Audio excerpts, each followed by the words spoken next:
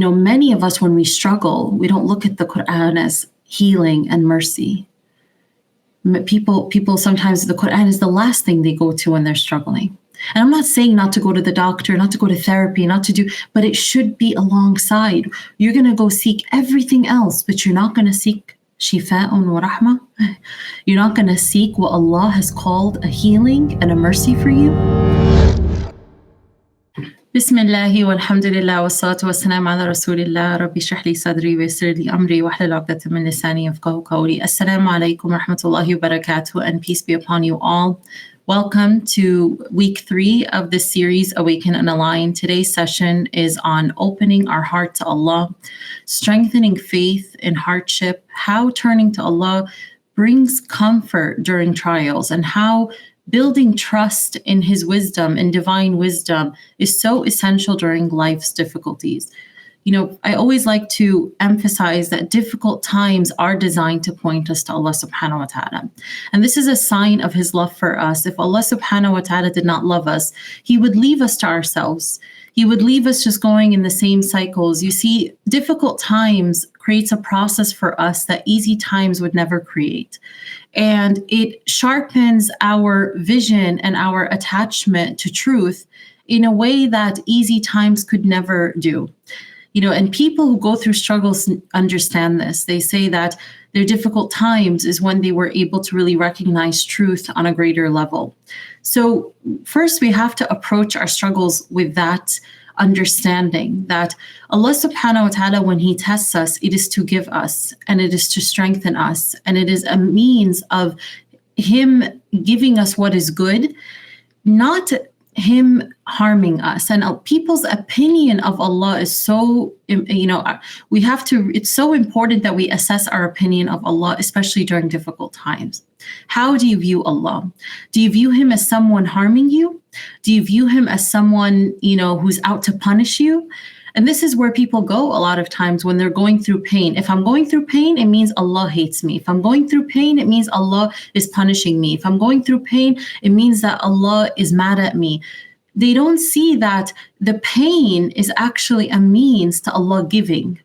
That when Allah withholds, when Allah tests you with something that, withholding something you love, or He takes away something that you love, or you're tested with anything that creates pain for you, a lot of times people, because of the pain, they don't see the love. They don't see Allah's love for them. They don't see how much Allah cares for them. And in reality, one of Allah's names is Al-Fattah, and it means the opener. And people often think, well, how is Allah subhanahu wa ta'ala Al-Fattah when He's closing all doors? When all the doors are closed, it's because Allah subhanahu wa ta'ala is always Al-Fattah, even if He closes all doors, because He's opening a greater door, and that is the door of your heart. So whenever we go through trials, we have to be aware that the best blessings that Allah gives a person are often internal, not external.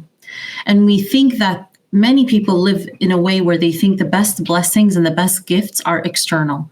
So if Allah takes away things that I want externally, then it means that Allah does not like me, Allah hates me. But when you realize what Allah's doing for you inwardly, how He's creating a process where He's allowing you to see your worth through Him and not the people, not that thing that you were attached to.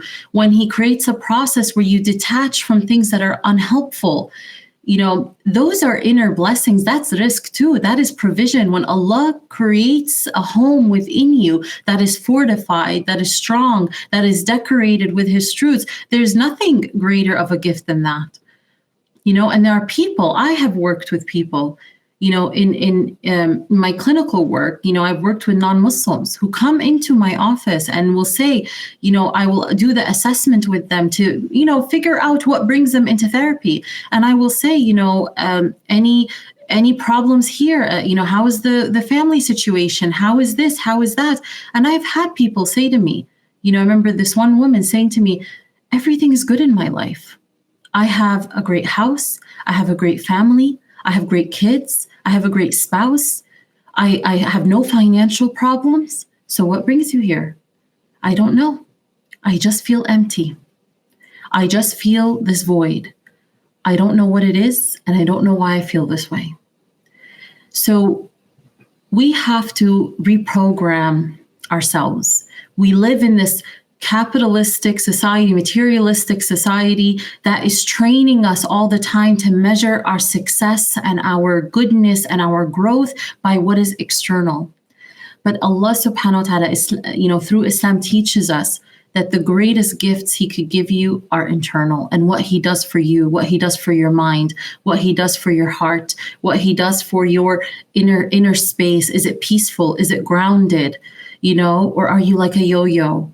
Are you like a leaf in the wind, just going in whatever direction the wind takes you, whatever direction the people take you, whatever is trendy? So we have to reprogram ourselves that when Allah tests me, I have to stop looking at it as this is bad. No. You may dislike something, which is good for you, as Allah tells us in the Quran. You dislike the pain, of course. Who likes pain? Who likes discomfort? Who likes that? But we as Muslims know that through the pain, through the difficulty, there's blessings. As Rumi, he says, the wound is where the light enters you. So when you feel wounded, when you feel wounds of life, we ask Allah subhanahu wa ta'ala to show us the light, to allow the wound to be a means of Allah subhanahu wa ta'ala giving us what we need, because that's what tests are created to do. As I mentioned, it allows you to see truth, but it also allows you to now reconnect to what you need to thrive. Throughout life, we carry these false layers to us.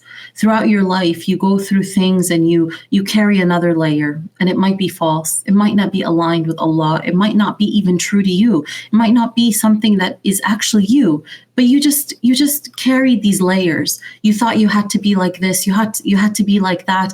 You carry all these layers and you walk with them, and they're heavy to carry because they're false. They're not true. They're not aligned with Allah subhanahu wa ta'ala, who has named Himself Al-Haq, the truth Himself. They're not aligned with, what is good for you. They're not aligned with what is healthy, but you carry them. You went through life. You went through difficult experiences. You thought you had to carry these layers. And the only opportunity you have to assess these layers is only when you're tested. Only when you go through difficulty. Only when you go through hardship do you actually you're forced in this position to assess what you've been carrying. Why have I been carrying that peace? No, wait, this doesn't belong to me. I need to put this down. Why do I believe this? Wait, this doesn't align with the Quran and Sunnah. Why do I believe that about Allah? Why do I believe that about myself? Why do I believe that about others or my future? No, this is not even a correct belief. Where did I get this belief? Oh, okay, maybe I formed this belief at a certain time. Maybe this is a belief that I learned maybe from wrong messages I got growing up or things like that. But now Allah put me through this test so I could recognize that I've been functioning according to those beliefs.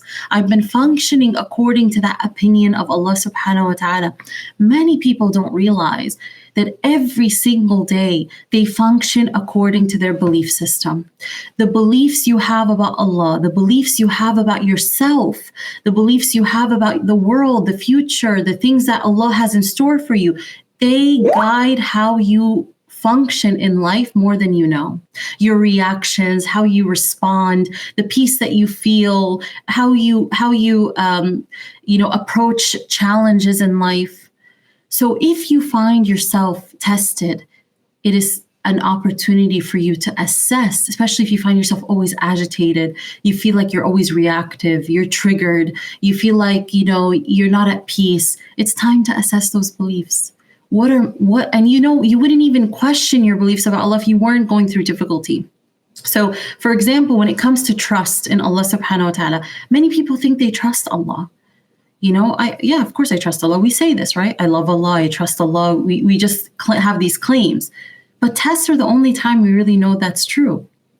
And many people, don't realize that actually sometimes when they go through a period where they're disconnected from their faith, meaning like they're praying, but they're just like going through the motions, it becomes heavier.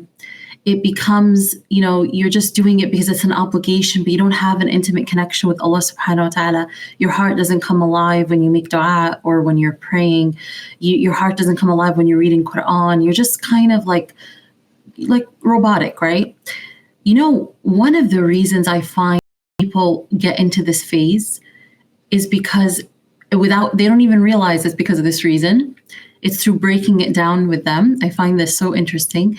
It's a lack of trust in Allah. They lost their trust in Allah. I'll give you an example. I was working with someone who was describing that, they went through this period where they got so close to Allah subhanahu wa ta'ala, and they felt like their iman was super high, and they were getting up for tahajjud, they were getting up for, pray, they're doing prayers on time, all this ibadah. And then they said, but then I fell off. I was doing the basics, and I have no motivation to do the same, and I don't feel the iman the same way. So I asked them one question. I said, when you were doing those acts of worship and you were in your prime time, like you were really like feeling you were on top of your game, I said, I want to ask you something. During that time when your iman was high, were you asking Allah for something specific? Were you waiting for him to give you something? And they looked at me like, yes, I actually was. I was making dua for something specific during that time. I was waiting for him to give me something, and it didn't work out. And that thing that I wanted, the thing that was motivating me, so basically the thing that I wanted didn't happen, and it disconnected their trust from Allah. So I said to them, your iman went down because you were doing those acts of worship. Well, first they said, I don't know what happened. I was worshiping Allah. I trusted him. And it didn't work. And I didn't get what I wanted. And I said, you weren't really trusting him. You were trusting your own opinion of what is good for you, but you weren't really trusting him. And people have this conditional relationship with Allah subhanahu wa ta'ala. A sign that you have a conditional relationship with Allah is what happens when Allah delays the answer of your dua. What happens when Allah doesn't answer your dua right away? Do you fall off? Do you lose that motivation to be close to Allah? Because then you're not really trusting Allah. You're trusting your own timeline, and you're trusting your own rigid vision. And we're human, of course. Iman is going to go up and iman is going to go down. But trust in divine wisdom is always saying, wait, I need to come back and remember who Allah is, regardless of what is happening in my life. I can't let shaitan make me think that because I'm going through difficulty that Allah has forsaken me, Allah has abandoned me, or Allah has hated me. As Allah subhanahu wa ta'ala tells us in the Quran, in Surah Ad-Duha, مَا وَدَّعَكَ رَبُّكَ وَمَا قَلَى. Your Lord has not forsaken you. Your Lord has not abandoned you, nor does he hate you. Why does Allah say that? He says that because he speaks to this human experience of many humans. He knows his creation feeling like they're alone in the test, feeling like when they don't hear an answer right away that they're going to feel like Allah has left them, that maybe Allah doesn't like them. But part of our journey in this world is to remember what Allah has actually said about himself. Allah subhanahu wa ta'ala is Al-Fattah. Allah subhanahu wa ta'ala is Ar-Rahman, Ar-Rahim. Allah subhanahu wa ta'ala is the one who loves us more than our own mothers love us. He has mercy towards us more than our own mothers have mercy towards us. And I want you to really think about this. Think about how loving your mom is, or just how caring she is, or how much mercy she has in her heart towards you, or any caretaker, anybody that took care of you, that you felt, wow, this person loves me so much, and I feel that love. Then I want you to remember how much like that Allah subhanahu wa ta'ala loves you much, much more than that. So then you realize, wait, he has a plan for me. He's close to me. He's closer to me than my own jugular vein. He's closer to me than my own heart. He's closer to me than I am to myself. And so you recalibrate and you remember that I am trusting in who you are, what you have said about yourself, and I'm not going to change my opinion of you, Allah, based on what happens or doesn't happen in my life. And remember, when Allah, withholds, in his withholding or in his testing you with something, as I mentioned, he is giving. And many people, because they think, oh, I don't have this in my life, or Allah took this away from me, or I'm in pain, that, you equate it to Allah taking away something. He's taking away joy. He's taking away happiness. So we have to ask different questions. The questions we ask during pain and difficulty determines whether our heart is going to open to Allah and what He has to give us, or it's going to close and shut itself off from what Allah has to give us. So the questions we ask make a huge difference. When you respond to tests in life by asking, Ya Allah, and you directly to Allah, Ya Allah, what are you teaching me? What is Allah teaching me? What is He giving me? And you start paying attention to all the things He is giving you while He's withholding. All the things He is giving you, even though He has taken away something you love. All the things He has given you, even though you're in discomfort. Your heart starts to open. Your heart starts to pay attention. Remember, your heart has a sight, a greater sight. It sees what your physical eye does not see. So your physical eye looks around, it sees what's missing. But the heart sees what Allah's giving. The heart sees what Allah's doing. The heart is connected to behind the veil. And this is why we need the Quran in our lives. We need the Quran constantly, because the Quran is our anchor. Truth is the greatest anchor during times of difficulty. Allah subhanahu wa ta'ala gives us an example in the Quran of people who are on a ship who don't believe in Allah. And when the storm hits them from all different directions, they worship Allah, because you can't hold on to falsehood when you're struggling. Falsehood does not help you in times of struggle, by the way. That's why they say in times of struggle, you know what is true, you know who your true friends are, you know who you start realizing the truth. Why? Because in times of difficulty, you can only hold on to what is true. Everything false fades away during times of difficulty. Falsehood does not help you. Falsehood is just an illusion. Just like, when you are, I always give this example of like when you're in the desert. I want you to imagine yourself in the desert and you're thirsty and you need water very desperately, and you see a mirage. A mirage is not real water. It's an illusion. So you think you see water. What happens when you believe that that's water? It's a false destination, but you believe it. You believe it's true. So you start running. And as you're running, you're depleting your resources, you're getting more exhausted. And when you get to your destination, it has nothing to offer you. So falsehood cannot really give us anything. Shaitan wants you to think that all these false destinations have something to offer you. It wants to think that all these false layers you're carrying have something to offer you. But then in times of difficulty, you realize you can only hold on to the truth. So we need the Quran to be our anchor. We need the Quran to be our haven, our retreat, not just in difficult times, but all the time. And until you get to a point where you're attached to the Quran, you need the Quran, and a day without it feels off, you're not going to be aligned, because we need a connection. Just like we need salah, we need a connection to Allah's words. But when Allah's words, and I want you to really be present with this, Allah subhanahu wa ta'ala tells us in the Quran that He has sent down, we have sent down from the Quran, we sent out the Quran as a healing and mercy to the believers. Shifa'un wa rahmatun lil mu'mineen. Many of us, when we struggle, we don't look at the Quran as healing and mercy. People sometimes, the Quran is the last thing they go to when they're struggling. And I'm not saying not to go to the doctor, not to go to therapy, but it should be alongside. You're going to go seek everything else, but you're not going to seek shifa'un wa rahmah. You're not going to seek what Allah has called a healing and a mercy for you.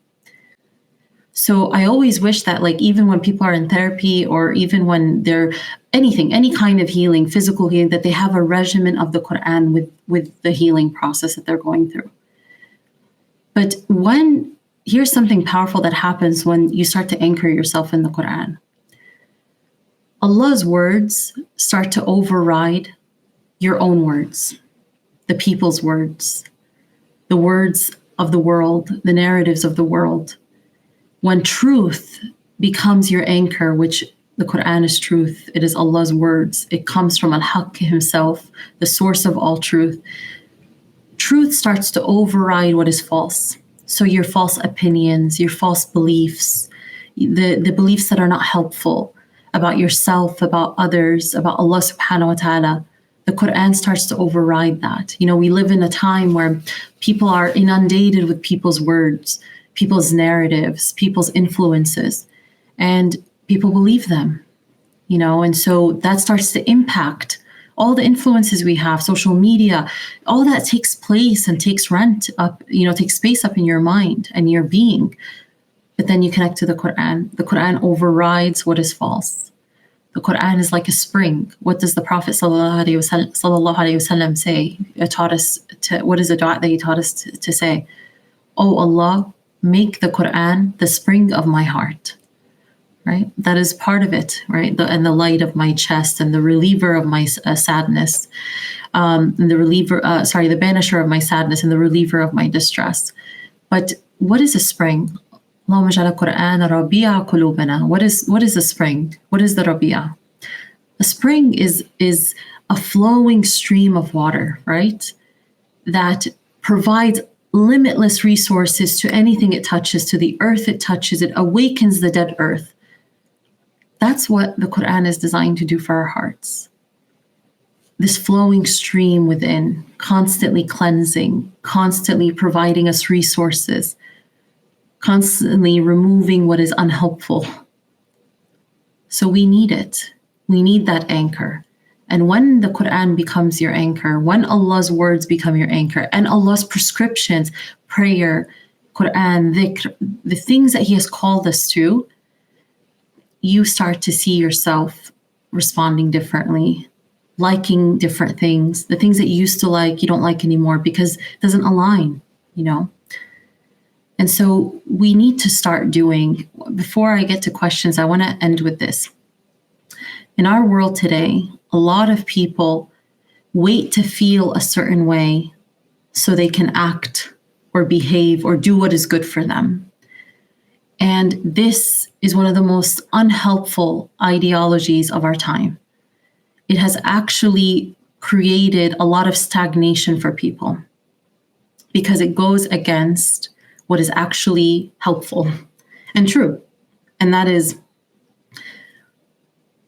if you always wait to feel a certain way, to do what is right for you and to do what serves you, you will be standing in the same spot. If you always wait to feel a certain way, to start reading Quran, to start getting up for tahajjud, to start praying sunnah, to start being present in your prayers, to start, prioritizing your prayers, you'll be waiting a long time. And shaitan wants you to always wait for a feeling. And this is why I teach in my heart over mind and ego method that we don't worship our emotions. Our emotions are not our Rabb. They're not our Lord. We worship Allah. So the goal is to walk towards Allah in all our conditions. And one of the concepts is so it's heart over mind and ego. And that is basically built on the premise that if you go to Allah with your mind or you lead from your mind, you're only going to walk to Allah as long as you comprehend Him, as long as you understand your life. 1 + 1 = 2, I get it. I get why this happens. The second you don't understand something, the second something happens and you're tested and you don't understand why, you stop. So when you lead from your mind, you only walk towards Allah as long as you comprehend Him. When you lead from your nafs, your lower self or your emotions, you're going to walk towards Allah only when you feel good. But if you lead from your heart, this part of you that was designed to seek Him and worship Him, you're going to walk towards Allah in all your conditions. I feel good, I walk. I feel bad, I walk. Allah gave me, I walk towards Him. Allah took something away, I walk towards Him.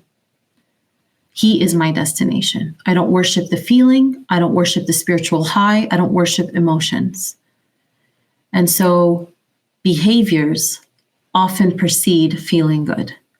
And oftentimes, you need to get up and act so you can feel what you need to feel. But if you're always waiting to feel a certain way, to be motivated, to go to Allah, to start a new, to start praying, to start getting close to Him, to start dhikr, to start Quran, that is actually one of the traps of shaitan, and you're going to be stuck spiritually, mentally, emotionally, and on all levels. I will stop here for questions.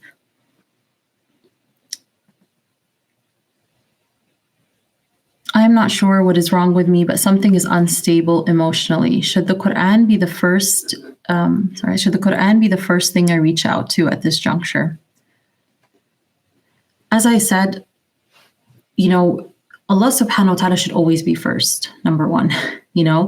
We should turn to Allah and ask Him for His help. We cannot heal without Allah, physically, emotionally, on any level. We cannot achieve anything without Allah. And this is one of the most fundamental truths we need. You were never meant to go through your test alone.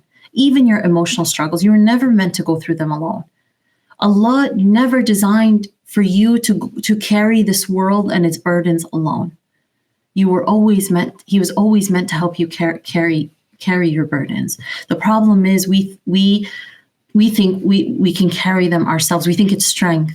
No, it's strength to humble yourself in front of Allah, to humble this mind in sujood and say, I don't know, and I need your help. And this is what we say in every rak'ah. إِيَّاكَ نَعْبُدُ وَإِيَّاكَ نَسْتَعِينُ. You alone we ask for help. You alone we worship, and you alone we ask for help.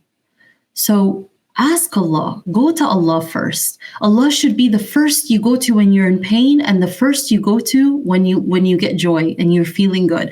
Allah subhanahu wa ta'ala should be the first, one that you always want to turn to. This is a sign of love, that He becomes, when they say a sign you love someone, is it the first person you want to call when something good happens, or the first person you want to call when something bad happens? Is Allah our greatest love? So there's nothing wrong with going to Allah first, but then you seek the means. And actually, you going to Allah first and asking for guidance opens doors for you to seek other outlets. Ya Allah, guide me to what is best. Guide me to a good therapist. Guide me to a good doctor. Guide me to whatever you're seeking. So ask for help, ask for shifa, ask for healing, ask for alignment. One of my favorite du'as that I love to make is, Ya Allah, align me mentally, emotionally, spiritually, physically with what is pleasing to you. Because we all have these faculties within us. We have the power to think, we have the power to feel, we have the power to act. Ya Allah, I just want it all aligned. You created these faculties for me, align them all with you and guide me to what serves those faculties. So we should have no problem saying, I go to Allah first. But then, of course, you seek the means. Allah created, the Prophet ﷺ said, seek out that which benefits you. Seek out what benefits you. If you feel like you're unstable, then it's time to speak to someone who is trained, who's a professional in this area and can help you understand what is going on. There's nothing wrong with that. And even then, you're depending on Allah and you're asking Allah for help.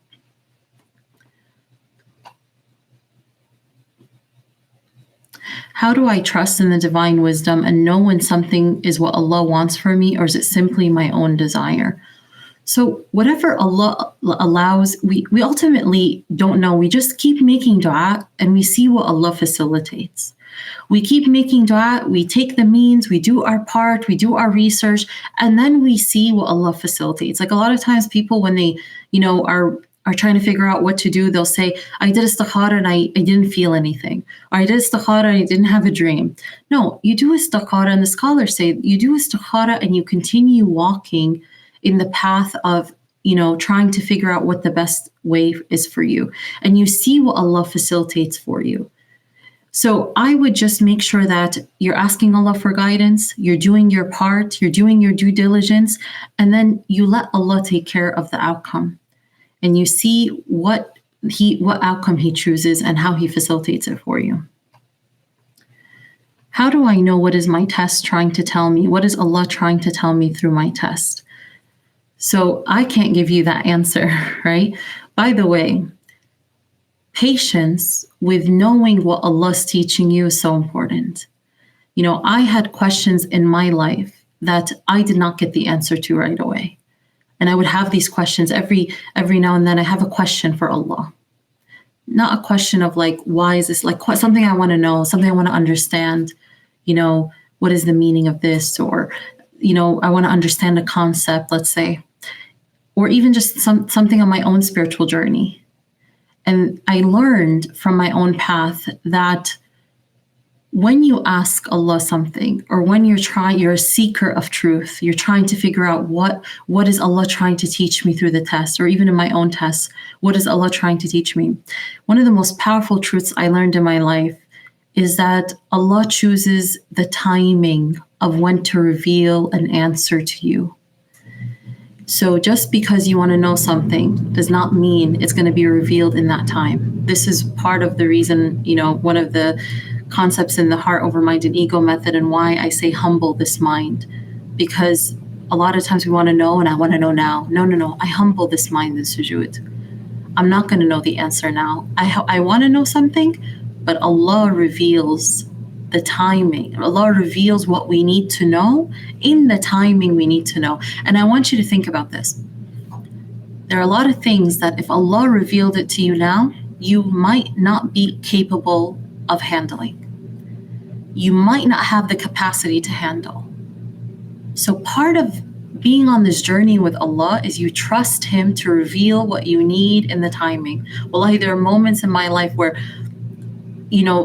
I could be doing something else or experiencing something else, and I'm thinking about something, and I get the answer to something I asked maybe 5 years ago, 10 years ago, and I got it in the right moment, and it's so beautiful, and I'm like, wow, that's the answer. That's what that means. Thank you, Allah. So you're on this journey with Allah. He's always our teacher, and we're always His students. And He's always teaching us. You have to enjoy the journey. So yeah, we want to know, what is Allah teaching me through the test, but can you be patient with that? So ya Allah, guide me to know what you are giving me through this test. Guide me to know what you are teaching me. And He will reveal pieces of it when you need it. As you go through the test and you realize you're gaining certain strengths, you realize, wow, Allah's giving me this while He's testing me with this. Inna ma'al usri yusra, right? Verily, with hardship there is ease. Allah doesn't say after hardship there's ease. He says with hardship there's ease. So as you're going through hardship, Allah's always giving. Wallahi, you just have to open your heart to it. You have to be looking for it. Like Rabi al-Adawiyya, rahimallah, she used to say, I look for Allah's love everywhere, and suddenly I am filled with it. So there's no way you will look for Allah's love and you will open your heart to look for it, meaning like you're just paying attention to all the ways Allah loves you, all the ways He's merciful with you. There's no way Allah won't show it to you. You're going to start feeling and you're going to start connecting to all the things He does for you, even as you're going through hardship. He's withholding something for me, but ya Allah, look what you just gave me. You're giving me the opportunity to do this. You're giving me this person in my life. You're giving me this blessing. You're giving me my health. You're giving me this and that. And you just start opening yourself. That's what Allah is also teaching you, to pay attention to what He has put in your life as it is as well. It doesn't mean that the test is not painful. As I said in a previous class, a test wouldn't be called a test if you don't feel the struggle of it, right?